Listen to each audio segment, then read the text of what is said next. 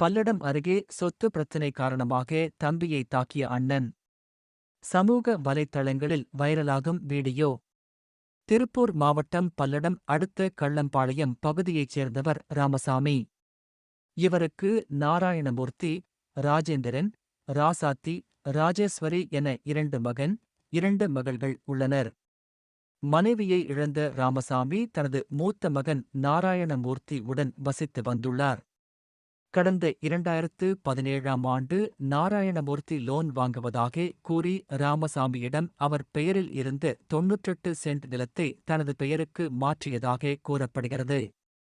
மேலும் இடத்தை மாற்றிய பிறகு நாராயணமூர்த்தி ராமசாமியை வீட்டை விட்டு வெளியேற்றியதாக கூறப்படுகின்றது.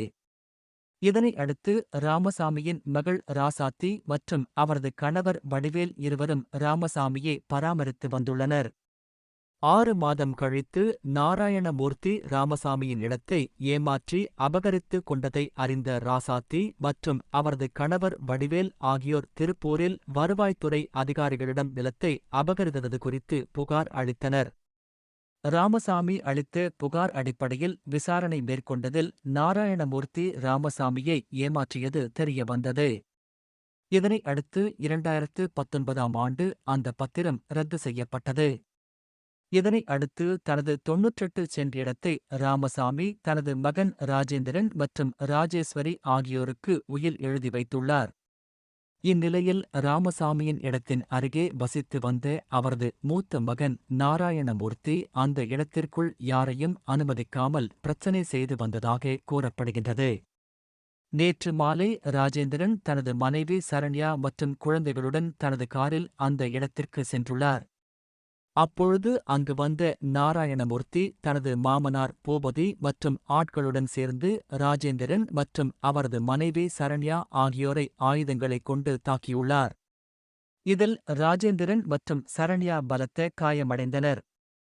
அதனைத் தொடர்ந்து ராஜேந்திரன் சரண்யாவை மீட்ட அப்பகுதியினர் பல்லடம் அரசு மருத்துவமனைக்கு அனுப்பி வைத்தனர். அங்கு சிகிச்சை அளிக்கப்பட்ட நிலையில் மேல் சிகிச்சைக்காக திருப்பூர் அரசு மருத்துவமனைக்கு இருவரும் அனுப்பி வைக்கப்பட்டனர். இந்த சம்பவம் குறித்து இருதரப்பும் அளித்த புகாரின் அடிப்படையில் பல்லடம் போலீசார் விசாரணை கொண்டு வருகின்றனர். மேலும் நாராயணமூர்த்தி ராஜேந்திரன் குடும்பத்தினரை ஆயுதங்கள் கொண்டு தாக்கிய வீடியோ தற்போது சமூக வலைத்தளங்கள் வைரலாகி வருகின்றது. வணக்கங்க, என் பேர் கேசலட்சுமி. நான் பல்லடத்துலேருந்து வரேங்க.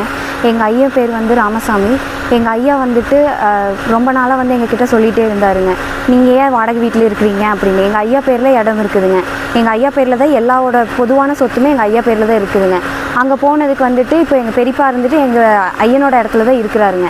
அங்கே போனதுக்கு ஏன் வந்த அப்படின்னு கேட்டாருங்க. கேட்டதுக்கு எங்கள் பெரியப்பனோட அடியாளுங்களெல்லாம் வர சொல்லி எங்கள் அப்பா எங்கள் அம்மாவெல்லாம் இரும்பு ராடை வச்சு அடிச்சிட்டாங்க. அடித்து எங்கள் அப்பாவுக்கும் இப்போ முடியாமல் ஐசியூவில் இருக்காங்க. ரொம்ப முடியாமல் இருக்காங்க. எனக்குன்னு யாருமே இல்லைங்க. எனக்கு எங்கள் அப்பா அம்மா மட்டும்தான் இருக்கிறாங்க. எனக்கு சின்ன தம்பி ஒருத்தர் இருக்காங்க. எங்களை பார்த்துக்கிறதுக்கு எங்கள் அப்பா அம்மா மட்டும்தான் இருக்காங்க. இப்படியெல்லாம் அடித்து இதெல்லாம் பண்ணுறதெல்லாம் எங்களுக்கு ரொம்ப மனசு கஷ்டமாக இருக்குங்க. இதனால் நாளைக்கு எங்களுக்கு வேறு பயமாக இருக்குங்க. வெளியே போகிறக்கே பயமாக இருக்குது. எங்களை நாளைக்கு எதாவது பண்ணிட்டாங்கன்னு நாங்கள் என்ன பண்ணுறதுங்க. இத்தனைக்கும் அவங்க சொத்து நாங்கள் எழுதி வாங்கலைங்க. எங்களோட இடத்துல நாங்கள் போகக்கூடாதுன்னு அவங்க சொல்லி எங்கள் அப்பா அம்மாவை அடித்து எங்கள் அப்பா அம்மா இப்போ சீரியஸாக இருக்காங்க. இத்தனையெல்லாம் பண்ணுறாங்க. இதெல்லாம் கேட்குறதுக்கு யாருமே இல்லைங்களா? நன்றி. இந்த பிரச்சனையை இந்த காவல்துறை தான் கேட்டு எங்களுக்கு ஏதோ ஒரு வழி பண்ணி தரணுங்க. ரொம்ப நாளாக இந்த மாதிரி எங்களை உள்ளேயே விடாமல் ஒவ்வொரு டைமும் போகிறப்பெல்லாம் பிரச்சனை பண்ணிகிட்டே இருக்காங்க. இந்த டைம் போனதுக்கு அடிக்கிறதுக்கு வந்துட்டாங்க. நாளைக்கு எங்களுக்கும் பாதுகாப்பு இல்லைங்க. இதுக்கு இவங்க காவல்துறை தான் ஏதோ ஒரு ஆக்ஷன் எடுக்கணுங்க. எங்களுக்கு 10 பேர் எங்கள் அப்பாவையே அம்மாவையே அடித்து இரும்பு ராடில் கட்டையில் மம்முட்டி புடியிலலாம் எடுத்துகிட்டு கண்ணு முன்னு தெரியாமல் அடிக்கிறாங்க. அடித்து எங்கள் அம்மாவுக்கு இப்போ எந்திரிக்க முடியாமல் இருக்காங்க. இதெல்லாம் நீங்கள் தான் கேட்கணும். எங்கள் அம்மாவுக்கு 10 தையல் போட்டிருக்குங்க தலையில். அப்பாவுக்கு 8 தையல் போட்டிருக்குங்க தலையில். அப்பாவுக்கு ஒரு சைடு தோலே இறங்கி போச்சுங்க. இதெல்லாம் கேட்குறதுக்கு காவல்துறை தான் ஏதோ ஒரு வழி பண்ணி தரணுங்க. சொல்லாங்களா? என் பேர் ராஜேஸ்வரிங்க. என்னை திருப்பூர் கொடுத்ததுங்க. ஆனால் என்கிட்ட பணம் ஒரு 20 லட்ச ரூபா வாங்கியிருந்தான். ஆனால் அதெல்லாம் கேட்குறக்கு எங்கள் அப்பா சொத்து எங்களுக்கு எல்லாத்துக்கும் உரிமை இருக்குது. நாங்கள் சொத்தில் எங்களுக்கு பங்கு வேணும். எங்களுக்கு பணத்தை வாங்கி ஏமாற்றிட்டான். அதனால் நாங்கள் எங்கள் அப்பா சொத்தில் எனக்கு பங்கு இருக்குது, நான் போய் பங்கு வேணும்னு எனக்கு போய் கேட்க போனேங்க. கேட்க போனதுக்கு உடனே இதே 4 டைம் ஆச்சுங்க. போய் கேட்டால் உடனே கேஸை கொடுத்து எங்களை வந்து உள்ளே கம்ப்ளைண்ட் பண்ணி போலீஸ் ஸ்டேஷனில் வச்சு எழுதி வாங்கிட்டு வெளியில் அனுப்பிடுறாங்க.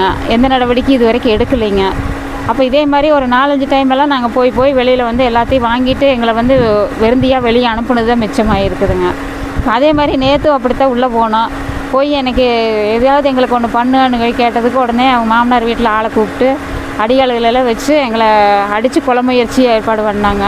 அடித்து தூக்கி வெளியே போட்டுருங்க, இவங்களை வந்து இதோட முடிச்சு கட்டிடுங்க, அடித்து புதைச்சிடலாங்கிற முடிவு பண்ணி அவங்க வந்து அடியாளுகளை நாங்கள் கேட்க போனோங்க. எங்களுக்கு உண்டானது உள்ளதை நாங்கள் உரிமையோடு தான் நாங்கள் உள்ளே போனோம். எங்களுக்கு அடியாட்களெல்லாம் ஒரு 10 பேருக்கு வச்செல்லாம் அடித்து வெளியே அனுப்புனாங்க. அடித்து தம்பி கொண்டாடிக்கெல்லாம் மண்டை உடச்சி வெளியில் வந்து நம்ம சீரியஸ் ஆகி எங்களை யாரும் கூட்டிகிட்டு போகிற காலம் பக்கத்து இடத்துல ஃபோன் பண்ணி வர சொல்லி அவங்க கொண்டு போய் எங்களை ஜிஹெச்சில் அட்மிட் பண்ணாங்க. அட்மிட் பண்ணி நம்ம சீரியஸான கண்டிஷனு பல்லடத்தில் முடியாதுன்னு திருப்பூர் ஜிஹெச்சுக்கு அனுப்பிச்சிருக்கிறாங்க. இப்போ கொண்டு வந்து ஐசியூ வார்டில் வச்சுருக்குறாங்க. என்னென்ன மாதிரியான கட்டுரை யூஸ் பண்ணி அடித்தாங்க? ராடு, கம்பி ராடுங்க, கட்டை வந்து கட்டையில் வச்சு அடித்தாங்க. அருவாள் இப்போ திருப்பூர் ஜிஹெச்சில் அட்மிட் பண்ணியிருக்குதுங்க. இப்போ காவல்துறையிட்ட போனால் நிறைய தடவை போனால் அவங்க எந்த நடவடிக்கையும் எடுக்கலை.